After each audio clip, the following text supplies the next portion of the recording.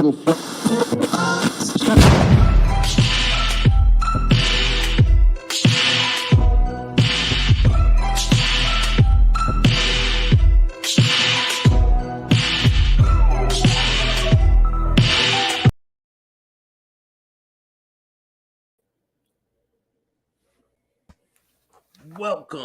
to Mafia's Greatest Hits with the Three Bills. What's up, man? What's going on, brothers? Chilling. What's Hey, good, good Bill? to see you guys. How are you guys? I'm better than Hammy. Yeah, what were you, sick, man? You said you were sick, right? Yeah, don't know if it was the COVID or if it was the flu, man. I tested positive once out of 4 tests, so I said, you know what, it's the flu. Yeah, why is this? Could be. My daughter had it really bad. I'm trying to switch this. All right. So today we're gonna talk about where we left off. We were talking about the early 1900s, right? And we're gonna go to Sicily and talk about what was going on there when the things were going on here. So we left off around the 1800s, and Yeah, late 1800s, and the Black Hand was happening in America pre-mafia or paleo mafia. Sound right, yeah, Bill? it was Yeah, I love down your there, term, paleo mafia. That worked for me. down there Yeah, in so Louisiana and all that. What's up, Gianni? this is back in the day when Don Vito Cassiopero was the boss of the global mafia, man. He was the man. Don Vito. Don Vito Cassiopero was the last. Let me see if I can find him. And he ran everything. He ran everything, man, including he's the guy that made sure that working with Morello out of New York and his gang to make sure they got rid of Detective Joe Petrosino. You know, and when he went over to Italy in 1909. So these guys were Don Vito was the boss for quite a while, and basically everybody in the United States sent money back to him. Yeah, he was the guy then. He was a major player in the game then back then, right? He owned the government too. Basically Sicily was being run by Don Vito.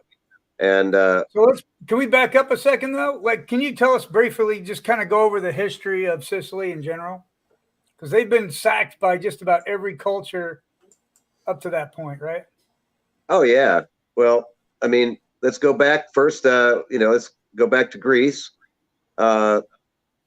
Basically, the Greeks would take slaves, just like every other culture did at that time, and bring them to Sicily.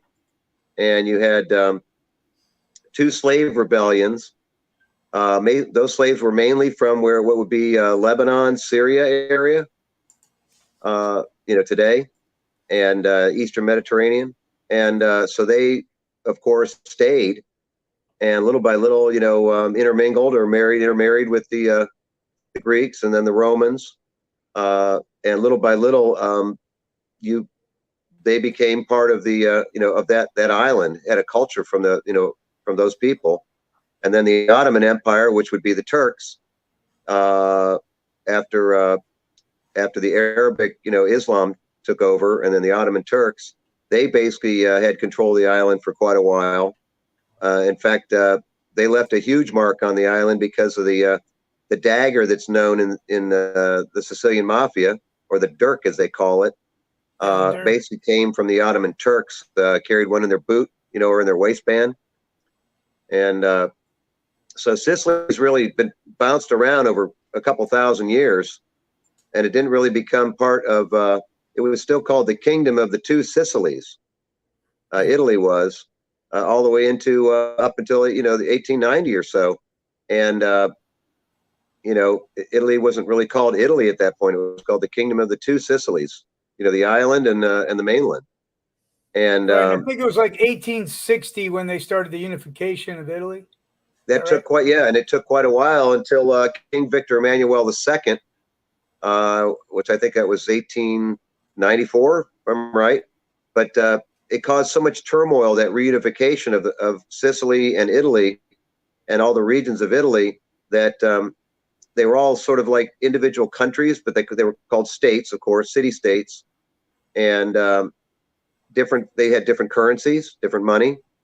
And so one of the only unifying factors of control of commerce, trade unions, banking, if you want to call it banking, it's sort of illegal banking, was the organized crime, because they'd been around as a unified force longer than the country had been a unified force.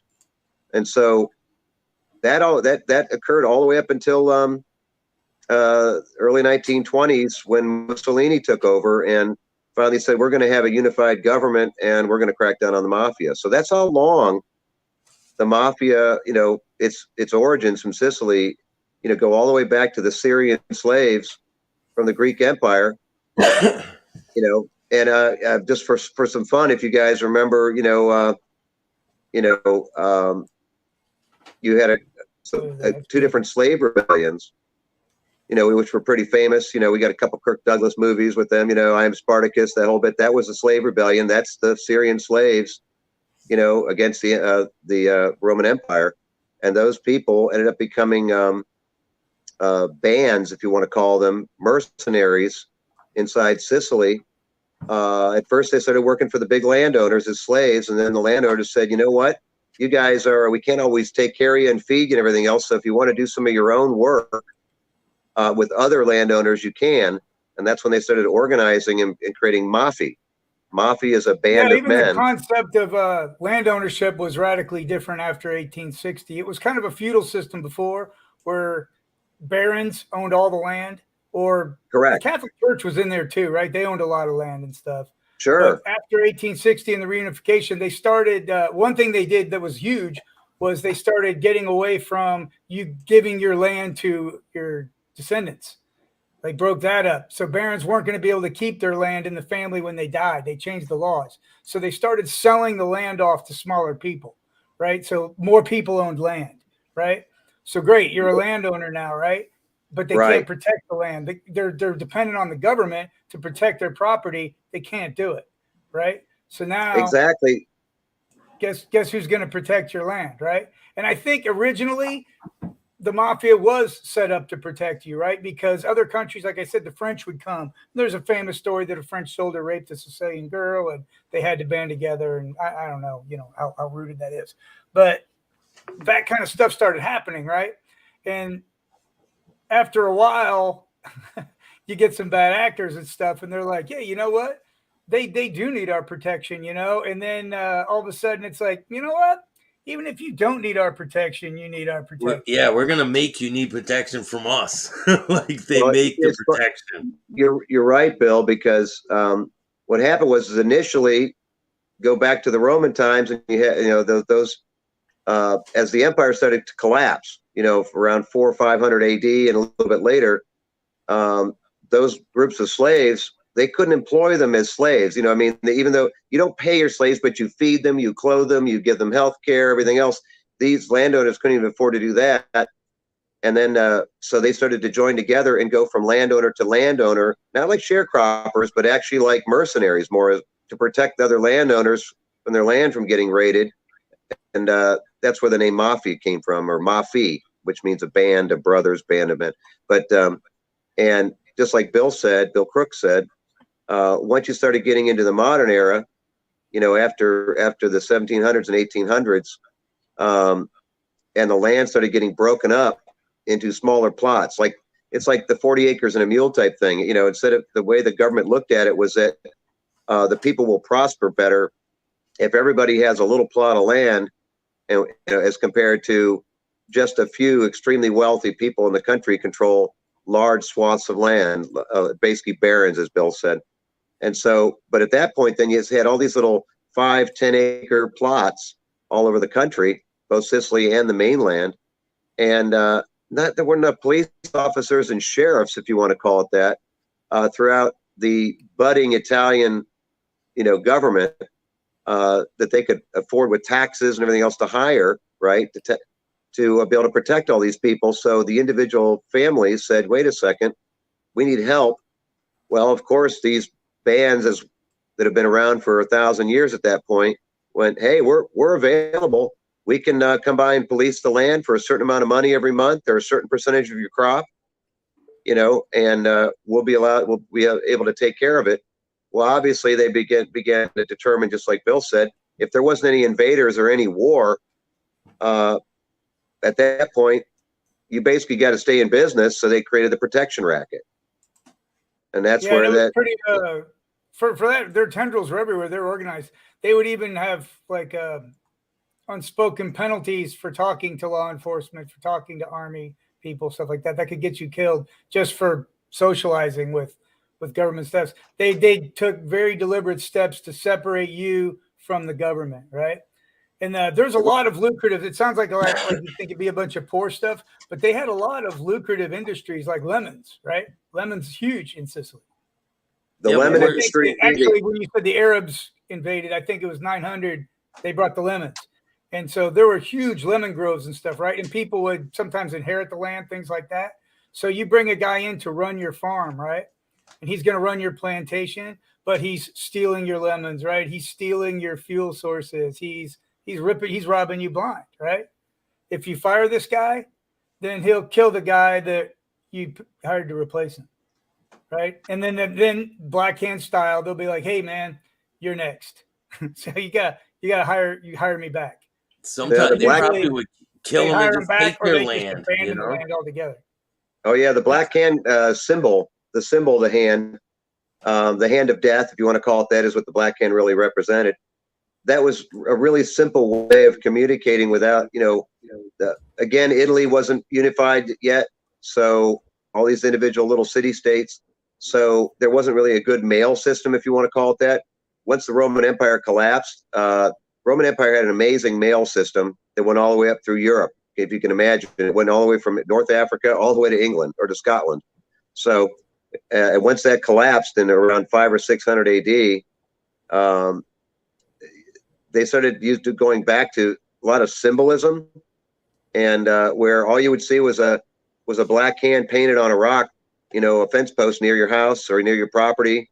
There's a good one right there, and those are that's an American letter, actually, Black Hand, but it's still the same concept.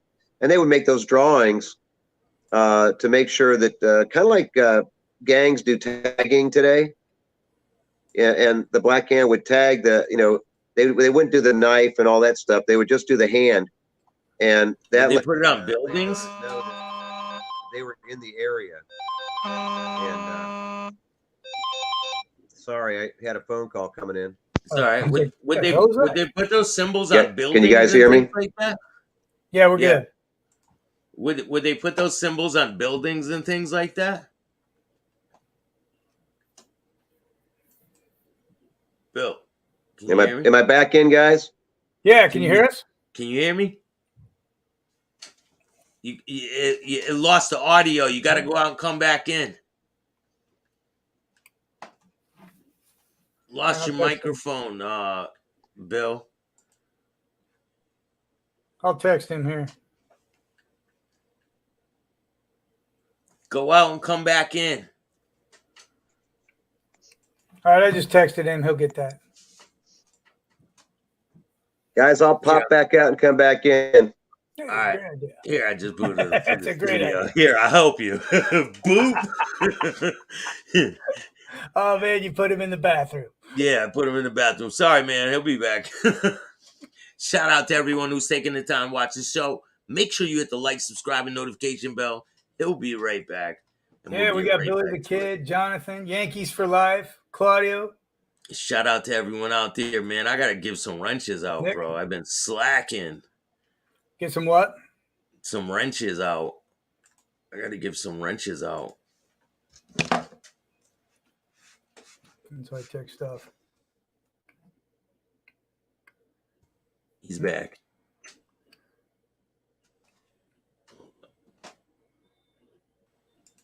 I'm back, guys. Sorry about that. We're good. So Bill had asked the symbolism and stuff and the hands and stuff. Where are you seeing these? Are they like on the wall? Are they on the well, the community well? Where are you seeing this stuff? All right. they weren't in public places in the sense of like you see modern tagging done by gangs. They were usually very, very well done. What I mean by that is, say you walk over to your barn in the morning to milk your one cow, and you're a family that has a 5-acre plot in the 1860s, right? And you open up the barn door, and on the inside of the barn door is that black hand. That means, and the door had been locked and chained the night before. So basically the concept was to show that they had capability to get to places where you thought were secure and comfortable and or sometimes they would, you'd wake up in the morning and you'd find one on the inside of your front door, not on the outside. So basically they would have a good burglar type guy break into the house at night through a window, whatever, and then put it on the inside of the door. Now, when they wanted to threaten an entire neighborhood or a group of stores, store owners in a row, they would use a knife, a dirk as they called it, which was a straight bladed dagger from that Ottoman Empire history, and they would put it right on the front door with a knife, like that. And they'd stick it in they'd stick a knife right through that, right on the front door. The paper would be like boom. Yes, exactly. Yeah. And that would be a symbol for more than just the family that was there that they were targeted, but also for the rest of the families around the neighborhood that would see that, to know that that made them even afraid to talk to their friend that it had that put on the door, let alone help protect that friend. And a lot of people look at ways of coercions too. I read stories where, like, say somebody's standing up to them, right? People are coming up to them, like friends and neighbors and stuff are going, man, you've got to, you got to give in. You got to do this. People who never had an interest in them before are coming up and taking an interest because they're hitting the neighbor going, you better convince him. He's got your ear, like they were everywhere. But also, like, there was almost no government anymore. They would be like, if you had a dispute, like a land dispute, you're not going to the police. You're not going to the judge. You're not going to politicians. You're going to the Don. He's going to settle this, right? Yeah. And then they started picking up on law enforcement and politicians. They start owning them. So now they've got everybody. So if you went to the mayor, they own the mayor. If you go to the sheriff, whoever the sheriff is, they own the sheriff. They've got it now. Like, they've got the money, they've got the power, and it just became corrupt. So enter Mussolini, right? Yeah, but back then, were they that sophisticated? Did they have a police force on Sicily, on the island, and all that? There was law enforcement. They had things like that, yeah. They had a full system that, at least to everybody's appearance, it looked like there was an organization. But you have to understand, like Bill was saying before, from the 1860s until 1890s, Italy was under this huge turmoil because think of the United States being 20 individual states which have their own governor and their own monetary system, their own tax system, their own trade and customs system, and then between 1860 and about 1894 or 1898, they were trying to bring it all together under one system. So there was everybody, funny enough, was trying to vie, saying that their system was better than one of the other states. So that we need the federal government, the new federal government, to adopt our system from, say, Venice. Ours is better than Florence's, or ours, Padua would say ours is better than Naples is, and so we need to adopt that. You know what I mean? For the whole country, kind of like saying, well, we have the peso and we have the dollar. Our state, we think the peso would be better than the dollar for the whole country to adopt it. You know what I mean? That kind of thing. And yeah, they weren't real happy with the latest intrusion, if you will. Like, they were, so thank God we're part of Italy now. It wasn't. Yeah, like the mafia stepped in, Bill. I mean, both guys, and the Don Vito, was already in power right around 1900, 1895, 1900. Vito Cascioferro, maybe a little later than that. I don't remember when he really rose to the this guy, right? This is that Don Vito Cascioferro? Mm-hmm. Yeah, that looks like about a 1905, 1910 photo there. But now, was Mussolini, when Mussolini came into power, was he for the mafia or against them? Great question. Well, Mussolini basically was an opportunist. So it was very simple that if he, in 1919, if he's going to start with his socialist reconstruction movement that he had created from his whole lifetime of his whole family and him being a socialist. He was looking and that concept of the fasces, bringing together a bunch of reeds with tied together a fasci to make it stronger, right? That concept that he had been building his whole life, all the way back to 1904, when he graduated from school and became a schoolmaster at 19. But and Vito Castroferro was the boss at that time. When when Mussolini rose to power after the fascist march in 1920, and he was brought in as rose up to become the prime minister. One of his first jobs we should was probably back up. Like who Mussolini was. He wasn't a poor kid, right? His dad was like a blacksmith, a drunk, a womanizer, and a hardcore socialist, right? His mother was absolutely, yeah, Catholic and very religious. He loved his she mother. was a school teacher. He leaned toward behaving like his father. He ended up being growing up in school, being kind of a brawler, extremely intelligent, not ADD, but didn't like sitting there in class because of the fact he was that smart, and he felt the class was going too slow for him. And so he'd act out like you hear about today, and he'd get in fights and take his penknife and stab a kid, that kind of stuff, and he'd get kicked out. He ended up getting one school after the other. Straw. He even threatened a monk. Well, yes. Okay, so what finally happened when he was in his school age years, up to like 17, because that's when he graduated at 17, he had been in 4 different schools, and the last school they finally put him in was called the Salesian Monks School. The Salesian Monks, it was a boarding school system run by the Salesian monks that was the roughest and the toughest and the most difficult, sometimes the smartest, funny enough, kids in the country. And even they couldn't control him. And he even stabbed one of the monks when the monk was he'd stabbed a kid with his penknife, and the monk was going to, beat him with a switch. And he basically beat up the monk. So at that point, he finally, if you can believe it, he graduated with almost a perfect scores on his final exams, and immediately took off with no money. But he had one thing. No, he wanted to became a school teacher for about a year, a schoolmaster, if you can believe it. Yeah. Felt that was nuts. So he went. He used up all his money, drank it away, whatever. Went to Switzerland, and became a union propagandist and a socialist journalist, trying to create riots. And some people would call it a community organizer today. Like to create unrest and labor unrest and union unrest and all that kind of stuff. He's cool. He's cool with Hitler too, right? Let me ask you this, Bill. Could you clarify? Because a lot of people, I think we throw all these terms around, they don't mean anything anymore. But what is the difference between a communist and a socialist? Well, basically, socialism is basically the door opening to communism. It's very simple. Socialism is where the government is actually, let's say they own the means of production. In other words, they work with the companies and the owners, and then they nationalize them. And so basically, there's no private property. It's now public. There's no private property, and all property is public. And but you can still, under socialism, though, there's sort of an underlying capitalism. Socialism cannot exist without capitalism. What I mean by that is that socialism gradually spends the money of the wealthy and other people until it runs out. And at that point, then socialism fails. America right now, is what I'm saying.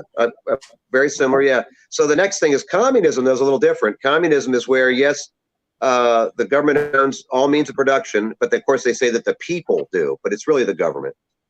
And but also everybody's considered equal when it comes to pay, regardless if you are sweeping the floors of a factory, or you're the owner of the factory, or the president of the factory, the chief engineer. You all get the same amount of pay, housing, everything. So there's no incentive for anybody to be work that hard or be innovative, because there's no patents. You can't come up with a new idea and get to keep it, that kind of thing. So finally, Mussolini had this idea. So Mussolini had this idea, worked with this guy called Antonio Gramsci and a couple other people. and Mussolini had read all these famous people like Hegel and of course Marx and everyone else. And he said, "Wait a second, yeah. So why?" He goes, "Why don't we come up with this new idea where the companies are still allowed to be privately owned, but we will regulate them so much they'll basically do what we tell them to, kind of a marriage between the corporations and the government, where the private owners are still able to get rich and everything else, but they have to guarantee that everybody has a job, no one's out of work, there's like zero unemployment." Excuse me. And then you also they had a sense of nationalism to it as well. The cult of personality, the marching, everybody is a little bit of a militarism. So that way everybody's got sort of a sense of national pride. And but it's really a version of his version of socialism, with a bit of nationalism added to it. And of course everybody gets to work, so everybody has a job, regardless. So he's a good journalist, but he's also very charismatic, very driven, very bold when he speaks. Like he's got a force, and he's like 5'6". He's not a big guy, right? No, he was. His ability to speak was, I mean, really, he was truly an amazing orator. There's very few in history. I'm 5'6", just for future reference. Yeah, that's what I mean. Guy, so I'm 5'4". But he had a larger than life presence. You know what I mean? Wait, yeah, no, I'm 6'2", man. Never mind. Yeah, 6'2" on top when you're standing on top of the bar stool, or like it's me. The pictures. It's the pictures. I look short in pictures. Yeah, the camera always makes us look short and fat, doesn't it? Yeah. Yeah, there you go. I got to go back to. He's also a chronic womanizer. I mean, we all like women when we're young, but he's off the hook. He's getting with married women, always fighting married guys and stuff. He's all over the place, dude. Mussolini, right? Mussolini was? Yeah. What? Oh yeah, the women love this guy, right? He lost his hair by that point, but he was handsome when he was young. So he even gets in this family situation where there's a pretty stepsister, right? And he's like eyeballing the stepsister, and the dad's like, "You're not banging your sister," He's like, "I'm banging my sister," right? And he does. He runs off with her. Yeah. And then he gets tired of her in a few months and he ends up marrying some other chick. Well, I'll tell you, his first marriage is pretty wild. His first marriage was to the one of the daughters of his dad's mistress. Yeah. And that was one of his first marriages when he was back in the Switzerland era, early part of his, early 20s or late teens, early 20s. So, I mean. Yeah, this is dogging him his whole life. This kind of obsession. Actually, I think that had a little bit to do with his downfall as well, later in life. But because he confided a lot in those, especially. Yeah, I mean, but he confided a lot in those mistresses, and a lot of that information was used against him later on by revolutionaries, people who wanted to overthrow him, But God, look at that. I mean, you gotta give it to the guy, He, he liked looking sharp. Yeah. So anyway, after a while, what was it, World War I, right? The socialists are for World War I, but then they're not. And he kind of parts ways with the socialist movement. Then he gets kicked off the newspaper he's working for. Well, actually, he was the editor of the socialist newspaper, the main newspaper of all of Italy. It was called Avanti, or Forward. Yes. And where we heard that term before used in campaigns, forward. I don't need to say it, but so Avanti was was one of the socialist slogans. Is used by Lenin and Stalin, and Hitler used it as well. And it's been used quite a bit by a political party here in the United States, actually. So, but anyway, so Mussolini was the editor of Avanti, or Forward newspaper, and like you said, he had a falling out with the socialists because he saw socialism as kind of a weak man's game. It was sort of a wimpy. He goes, no. I want to bring in socialism and nationalism and national pride and patriotism as well, and we're going to rebuild the Roman Empire. You know, so that he goes, now that's a masculine version of socialism, and we're going to call it what? Fascism, where you have individual reeds of grass and you bundle them together and wrap them, and all of a sudden you've got a club, and that's called a fasci or fasci. And Okay. in other words, out of many, one, you know, bringing a bunch of little weak people together, or weak blades of grass together, tie them in a tight bundle, and now you've got a stick. You know, now you've got a club. And so that's why he decided it was named fascism, because he said, his I'm going to first run bring. at it wasn't popular at all. Like they had some kind of election where he was involved, and literally 0 fascists won. And he was kind of like a laughing stock at the time. And they're like, he's ruined. This guy's done. You know. But then I'll tell you, he had a comeback. Yeah, and it's almost like Hitler. Because Italy was becoming a complete shithole. You know what I mean? And they were looking for someone to lead them out of this. And he steps up, and now he's got it. And that's when he starts organizing the black shirts, right? The fascists. Well, what he starts doing is after he's been knocked down, and even the socialists kind of left him hanging, he used that charismatic capability of his, and he was a great writer and journalist and propagandist, and he started writing pamphlets, you know, 1 and 2 page things, and getting printers to print them, and they would be passed out all over the place, talking about how great it would be if, you know, to unify Italy, to bring back their original Roman Empire, or at least their, you know, bring back the strength and the pride, you know, of Italy. And people started kind of buying into it. Well, he had to have some people walking around to make it look like fascism had some masculinity and some toughness to it. So he started looking for, honestly, disaffected men, you know, that never really had any money in their life or any power. And let's go put a nice uniform on them, you know, with a black shirt and a cross belt, and give them a little club, you know, like a little blackjack to put in their pocket, and have them walking around. And initially, that's not them. The guys That's in the a little bit later, right? by the way.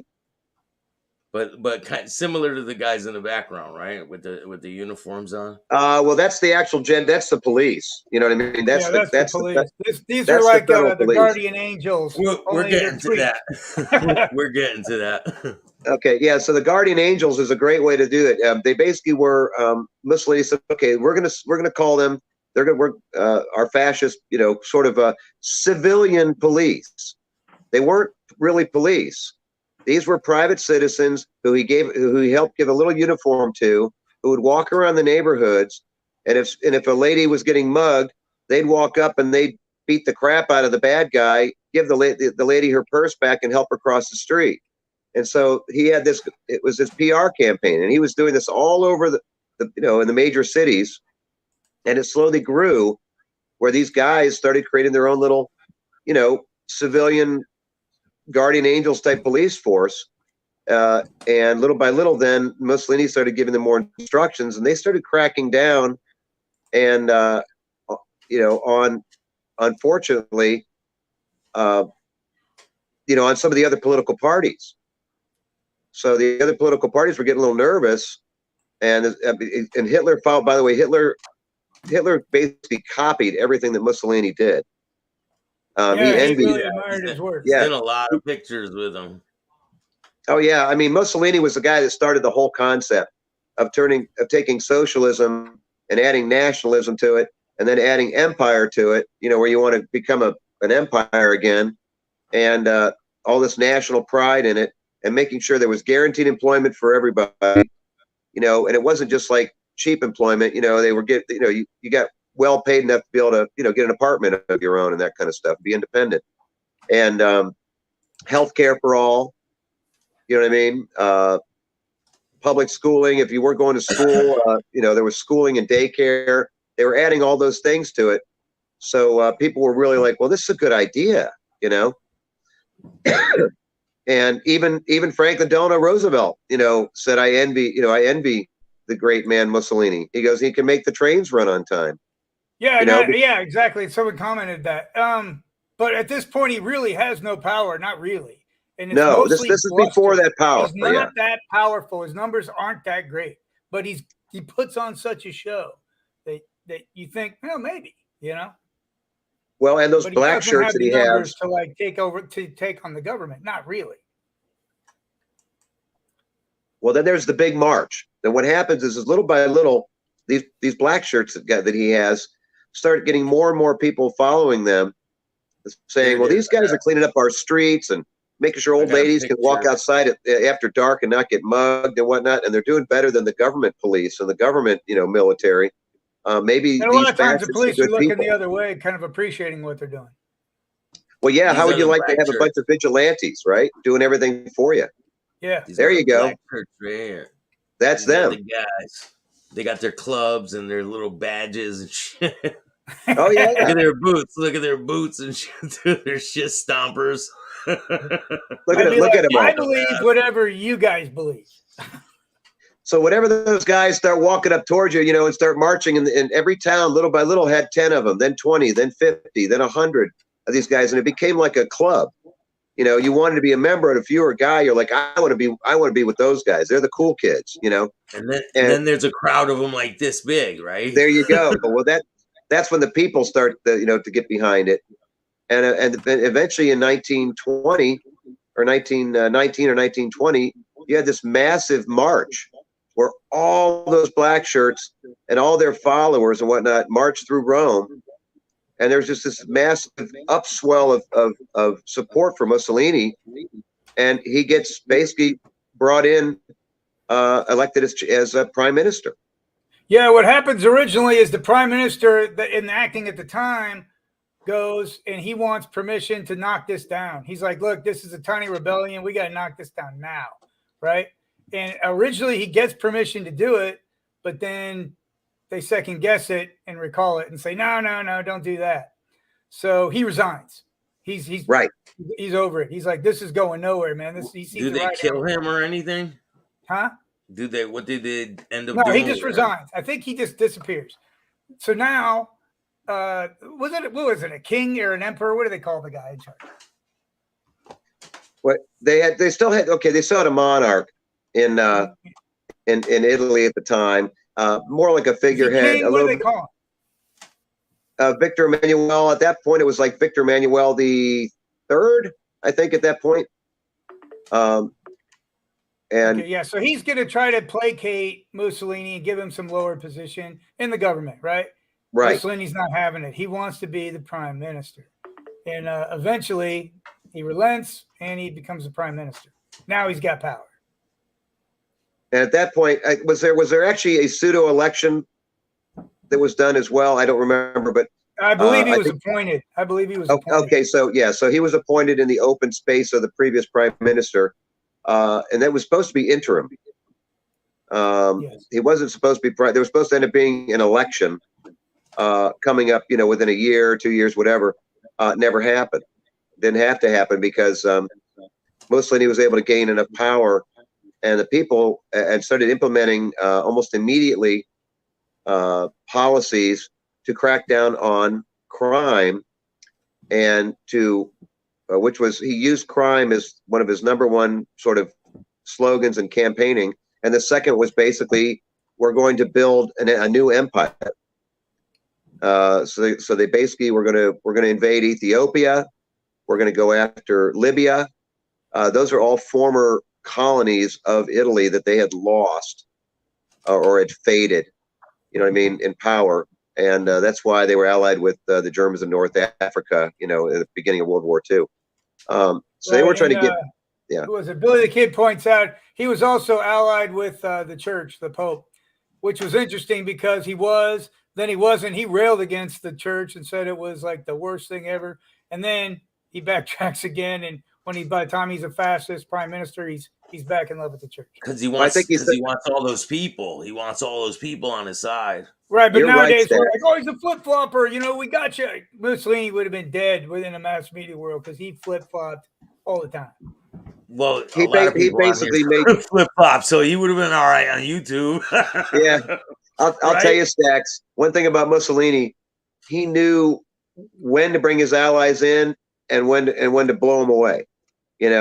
I mean, in other words, because the media wasn't the same as it is today. It wasn't as quick on their feet as they are today.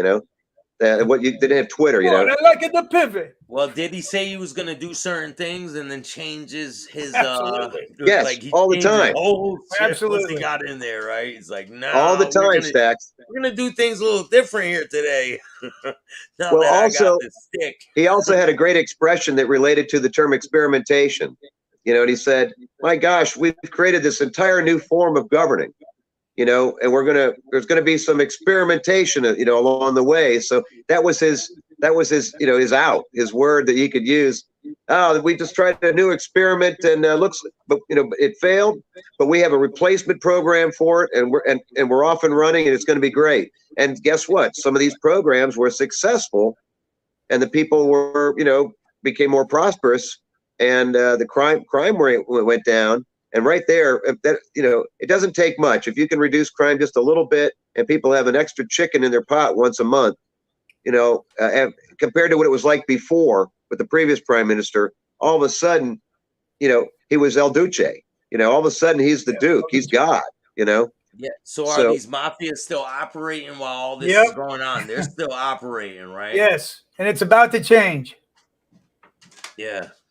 Well, I mean, don't forget his black shirts, and are now a sort of a state police, if you want to call it, a government police now, and kind of like the Gestapo, or was in under Hitler, and they become the thugs that walk around. If you say anything negative about the government, or if you sound like let's just use the expression, if you sound like you're a whiner, and you're not positive about the future of Italy and the growth of Italy, they might give you a whack on the head with the club.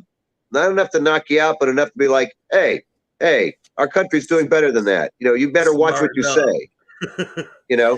And then if you keep talking like that, they might beat the crap out of you in a back alley within an inch of your life, because they don't want to kill you, because they don't want it to get back to the people that Mussolini kills people, but they want to show that that, hey, people need to learn how to stay in line and help the country. Don't be a boat anchor and slow down the future of the country. You need to get your butt in gear and start working and quit complaining. And so that's how it started. It got but much worse. But also the mafia still owns police. They still own local mayors. They still own local judges and stuff. Yep. So I think when Mussolini's taking power, they assume they're going to have a role in this. Because they're part of the black shirts, right? They're part of all of this. I don't know if they're part of the black shirts, but they have greased every politician since they can remember. They just figure, I got to pay Mussolini now, but we still own Sicily. Yeah. At least they thought they did. They thought they owned Naples. They thought they owned, all of southern Italy. They thought they owned basically anything Rome and south of Rome, including Sicily, Corsica, Sardinia. They thought they owned a lot more than they did. And then Mussolini decides, wait a second. As usual, when they get to the power like that, he got a little paranoid. And he said, you know what? Do I want to share power with these guys, or do I want to show them who's the boss, and they're going to do what I tell them to? Yeah, but anyway, he feels it out. He goes down to Sicily, right? Have you heard this story? What caused all this? Like, what was the reason for him? He goes to Sicily, right? He's going to meet with, I can't remember the name of the Don, but it may be. No, he was going to meet with Don Vito Cassioferro. Okay, he goes down, right? And he goes down. He was still the boss. He goes down with tanks, with soldiers, submarines. He's got his army with him, right? He comes down like a passive aggressive show of force, if you will, right? Yeah. And the Don says to him, "Why did you bring all these guys? I'm all the protection you need." And he didn't like it. He didn't like it, right? I thought it was I tell you, Don Vito had to have some great humor. He really did. Yeah. Yeah. So anyway, Mussolini's going to have this great big speech, and he's going to get the people going and stuff, right? Nobody shows up except that Don has homeless people, losers, dregs, winos. He has these people go, right? And they just went, boo, and they're heckling Mussolini the whole time and making a joke of the whole thing, right? And humiliated him. So now it's on. So he forced his hand, basically. He showed him. He overplayed his hand. Yeah. Yeah. So he should have So, probably went about that a Mussolini little brings in different. what? So, Cesare Mori. Yes, Caesar Cesare Mori, who would be like the like Rudy Giuliani was when he was a young U.S. attorney, state's attorney up in New York, and then going after the five families. But Caesar Mori basically had Italy was a little bit different at the time. He basically had the entire federal government and all the city, the federal police, even if they were paid off at a military level, because Italy was allowed to use the military as the police. In the United States, our military that would cannot break posse comitatus. They can't be used as the police. So Caesar Mori, basically the state prosecutor, under Mussolini, said, "Hey, I'm going to use." I got a picture of him. He's an old man. Yeah. You got you got a picture of him a little later. Yeah, that wasn't him. No. Mori when he's old. And Mussolini basically gave him a blank check. He said, "Look, you do what you got to do, and if the law prevents you from doing it, we'll make a new law." Yeah, we'll change the law. But Mori really didn't need that because he didn't care about the law anyway. Yeah, he was a prosecutor that didn't care how many arms he broke. Don't forget, they didn't have any rights, if you want to call them that, for like we have today, Miranda rights. They had none of that stuff. And so basically you went out there and to work your way to get up to Don Vito, you basically just, if you had to kill some guys, you had to break some necks, whatever you had to do, this you did is it. Caesar Mori. Yeah, and his experience with fighting the mob up to this point had been like busting low-level guys that made no difference. He didn't have the authority or the power, politically to go after the top guys, right? Now he does. And he don't give a damn. He goes in and he starts just rounding up people. Like, I don't know how many arrests, thousands by the time he's done, right? He's going, show that picture. Show that picture of all the guys in the with the chains, with all the police officers. That's one of the groups like that. That's how they used to round them up. And they would throw them in cells like this. They would, those cages like that. And when they went to trial, they actually would be sitting in cages like that during the trial. And a lot of them had the charges were trumped up because they knew they were all gangsters. They knew they had been, most of them been gangsters since they were 10 years old. So they basically would just invent charges if they didn't have any that they could prove, and it didn't matter because the people loved it. Yeah, and if he got a few hundred guys that weren't gangsters, he's like, "Hey, I'm making omelets here." So like whatever, right? There's a cool story they were once where he throwing would raid people in prison. compounds. He would find like a mafia compound and raid it, right? And a lot of times, by the time his reputation got around, they'd be gone. So he raids it and they're gone, right? So one time it's abandoned quickly, but there's a few horses, right? Yeah.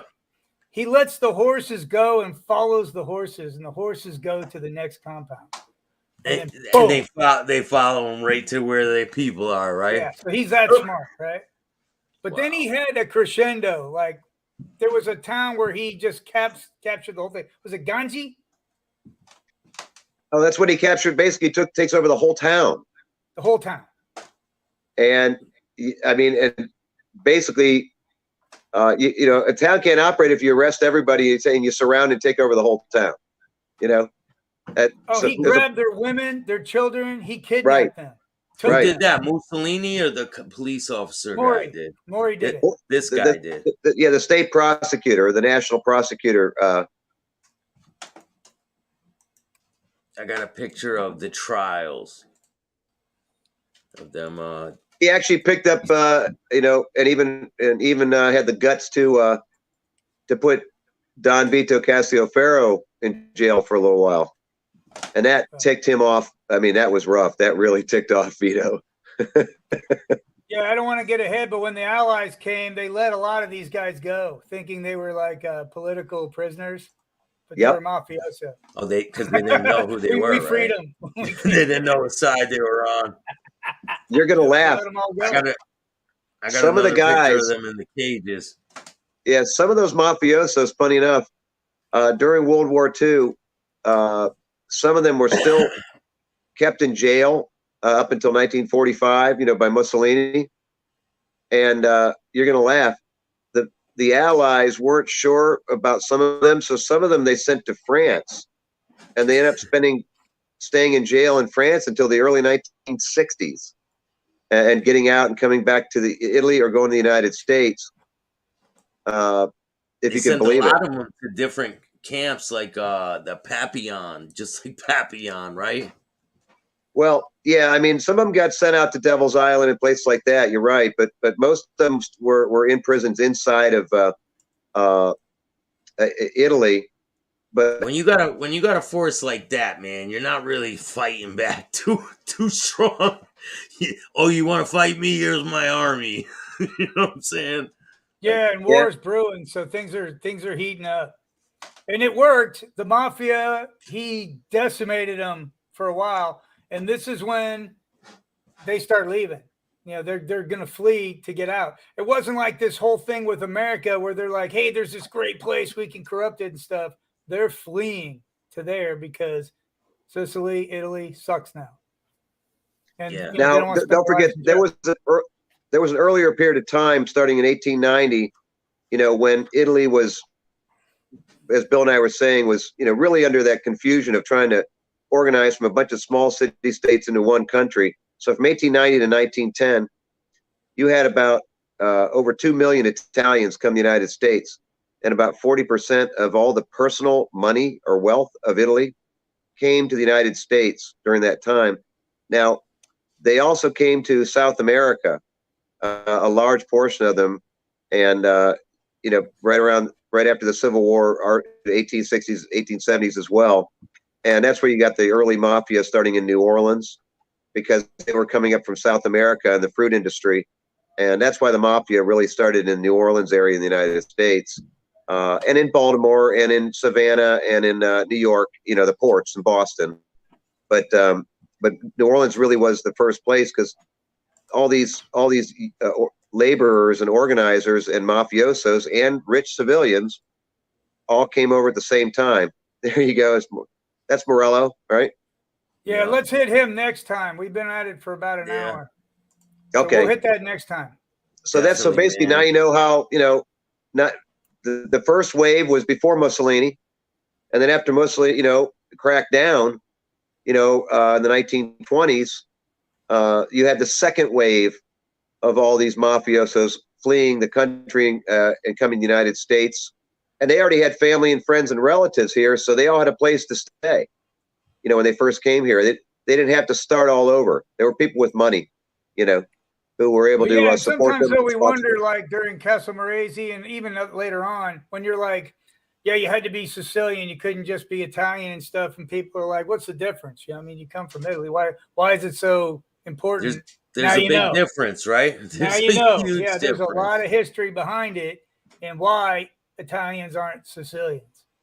And then we're going to get into what happened when we already talked about some of the things that happened by the Great Lakes, but then we're going to talk about the Murder Inc. stuff and then the connection that the Sicilians have with the United States. So this show's going to get pretty good. So you guys just stay tuned, and things are really going to start getting good. There's going to be different hits and different things along the way, and you guys are going to love it. It's going to be great. But thank you guys tonight, man. It was a great one. Thank you, Bill. It's always a good time. Thanks, Bill. Thank you, Hammy, for braving that illness, whatever it is. Look, you can't get it over the internet, so you're safe. Yeah, I'm just saying, if you would have got your 17 shots and 15 boosters, maybe you wouldn't be sick, okay, Hammy? Come on, man. You got to do what the government tells you. Well, El Duce isn't around anymore, so I kind of like my freedom, But like Bill said, next time around, man, we go to the next stage of what now what are all these mafia guys doing in the United States? Now we're going to find out a lot more about them in the future, huh? Yeah, it's going to be cool because we'll get to Masseria, but there's one more show before Masseria. It's a good one. Yeah, man. All right, bro. Thank you, guys. So make sure you guys hit the like, subscribe, and notification bell so you could get our videos every time they drop, and share the video. And thank you guys. We'll see you guys again next Thursday. Peace. Peace. Take care, Staxx.